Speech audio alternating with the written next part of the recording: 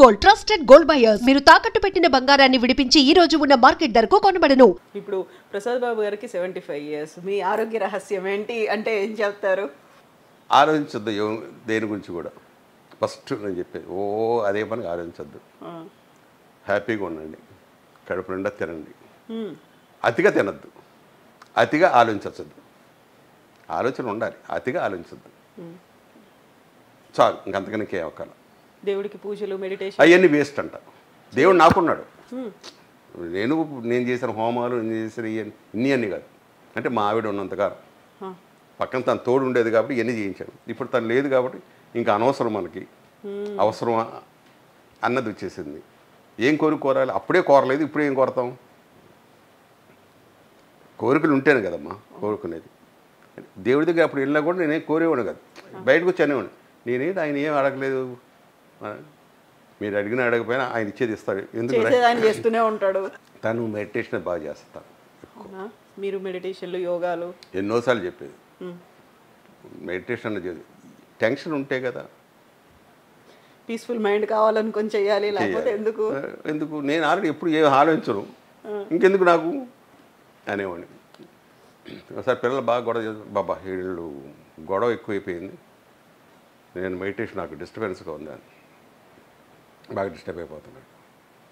అది నువ్వు గొడవ ఎందుకు అనుకుంటావు? దాని మ్యూజిక్ అనుకో, ఎంజాయ్ చెయ్యి. అది మ్యూజిక్లాగా అనుకో. నువ్వు గొడవ అనుకుంటే గొడవగానే వినిపిస్తానే ఉంటుంది. అలాగే నువ్వు మ్యూజిక్ అనుకో, లేదా ఓం అనుకో, మనసులో అదే నాకు ఓంకారం వినిపిస్తుందని చెప్పి అనుకో, డెఫినెట్గా నీకు అసలు ఆలోచన రాదు. వెళ్ళిన తర్వాత మీరు చెప్పింది కరెక్ట్ అది ఒప్పుకుంది. మరి మీరు కూడా ఎంత ఇదిగా మీరు ఆలోచిస్తే మీరు చేయొచ్చు కదా. నాకు అక్కర్లేదు అనిపిస్తుంది. దేని గురించి మెడిటేషన్ చెప్పు, మనశ్శాంతి కోసం అనుకుంటాం. నేను మనశ్శాంతిగా ఉన్నానుగా, హ్యాపీగా ఉన్నాను. టయానికి నాకు తిండి పెడుతున్నావు, టయానికి నాకు ఏం కావాలి, షూటింగ్లు ఉన్నాయి, ఇంకెందుకు నాకు ఇవన్నీ? ఏం కావాలి అన్నీ జరుగుతున్నాయి, ఇబ్బంది నేనే పడట్లా. 100% నాకు చాలు, ఏ డిస్టర్బెన్సెస్ లేవు, ఇంకా లేవు. ఎందుకు నేను టెన్షన్ పడాలి అని మా ఇద్దరికి ఇదే. దండం పెట్టుకుంటారా? అది కూడా లేదు. రోజు ఇంట్లో దండం పెట్టుకుంటారు, పూజలు ఒక చేశాను చెప్పాను. అదే ఇప్పుడు మీ కొడుకు కోడలు అలా పూజలు చేసినప్పుడు, ఇంట్లో ఏదన్నా ఉన్నప్పుడు ఓకే వాళ్ళతో అది ఉంది. అది ఎందుకంటే మనం నేర్పించాలి వాళ్ళకి, ఈ ఆచారాలు అనేది నేర్పించాలి. లేదా మూర్ఖులా తయారవుతారు. భయం, దేవుడు అనేవాడు ఒక ఉన్నాడు భయం అని. నా మనవరాలు పూజ చేయమంటారు, దండం పెట్టుకున్నాను. ఈ శుక్లాంబరదం నేర్పిస్తా. గురువే సర్వలోకాన బిషే బహురోగ నిధే సర్వజ్ఞాన దక్షిణామూర్తి అని ఆయన గురించి ముందు రోజు ఒకసారి అనిపించమంట. నేనే చెప్తా, ఇక్కడి నుంచి నేను కూర్చొని చెప్తుంటే వాళ్ళు చెప్తుంటారు, మనవాళ్ళు కానీ మనవాడు కానీ వీళ్ళు కూడా. అయ్యో అంతేగాని వ్యతిరేకం కాదు. వాళ్ళకని నేర్పించకపోతే ఒక భయం, దేవుడు ఉన్నాడు, మనం మంచి పనులు చేయాలి. మా పిల్లలు అంటారు దేవుడు కొడతాడు, దేవుడు తిడతాడు, ఇలా అంటుంటుంది మా మనవరాలు. తప్పు చేయకూడదు, సరైన మార్గంలో వెళ్ళాలి, మంచి మార్గం. అది ఇవన్నీ చెప్తానే ఉంటాం పిల్లలకు, చెప్పాలి. అతి చేదస్తాం వాడిలాగా ఈడిలాగా అని అవి నేర్పించకూడదు పిల్లలకి. రెమెడీస్ ఉన్నాయి, తాయెత్తులు కట్టుకోవాలి. అంత చేదస్తగా నేను దెబ్బ తగిలిందా సున్నం వేసుకో,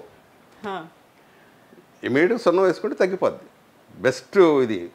దాని గురించి ఏదో దెయ్యాలు వచ్చేసినాయి, ఇవి వచ్చినాయి, దానివల్ల దెబ్బ తగిలింది, ఇలాంటివన్నీ మూర్ఖపు అలవాటు అంట. నేను మరి అంతది వెళ్ళకూడదు. పిల్లలకి ఇష్టమైతే దండం పెట్టుకో, లేదంటే లేదు, అంతే. మా మనవడు ఉన్నాడు, వాడు పరీక్ష రోజు దండం పెడతాడు. పెన్ను పేపర్ ఏరా దేవుడు ఏమైనా వచ్చి చెప్తాడు రా, చెవులు అని చెప్తాడు రా అన్న. కాదులే తాతయ్య వాళ్ళ పరీక్ష, వచ్చి కాడకి దండం పెడతాడు. మిగతా రోజులు పట్టించుకోడు పెద్దోడు మనవడు. అది మరి అలాంటివి మనం నేర్పించకూడదు పిల్లలకు. వీళ్ళంత వరకు ఒక మంచి మంచి చెబితే వాళ్ళు భవిష్యత్తుకు హెల్ప్ అవుతుంది. అదొక్కటే నా ఆలోచన, అంతే. మిస్సెస్ ఎలా పోయారు?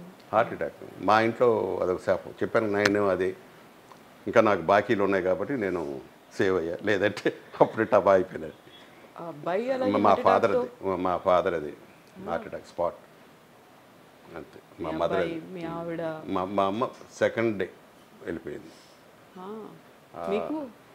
మీకు హార్ట్ అటాక్ వచ్చింది కదా షూటింగ్లో జరిగింది.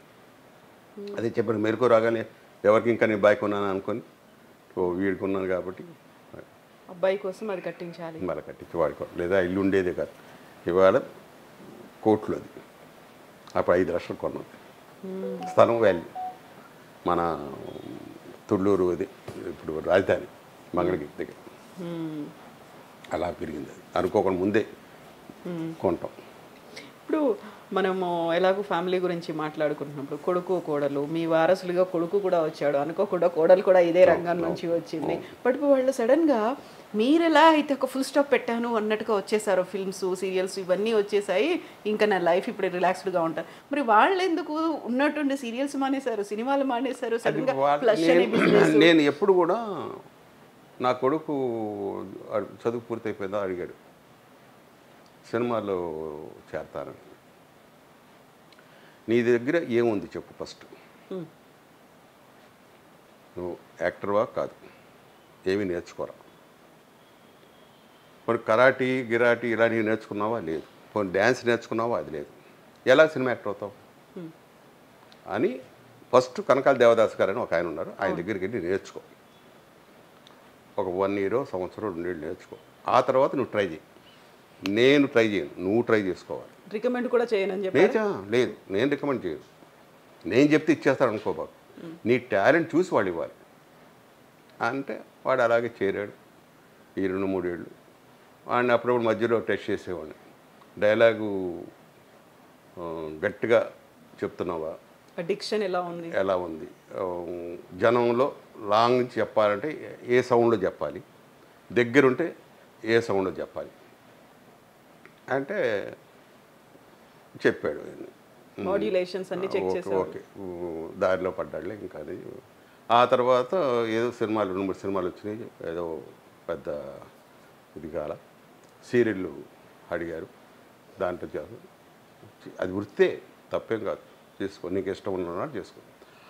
ఆ తర్వాత అక్కడ చుట్టేయడం మొదలుపెట్టారు ఆ సీరియల్స్, వాడికి నచ్చలా, గబగబా అయిపోయిందని చెప్పి రోజుకి 7 సీన్లు 10 సీన్లు 20 సీన్లు 2 కెమెరాలు పెట్టి 3 కెమెరాలు పెట్టి తీసుకుని చుట్టేస్తున్నారు డాడీ గారు.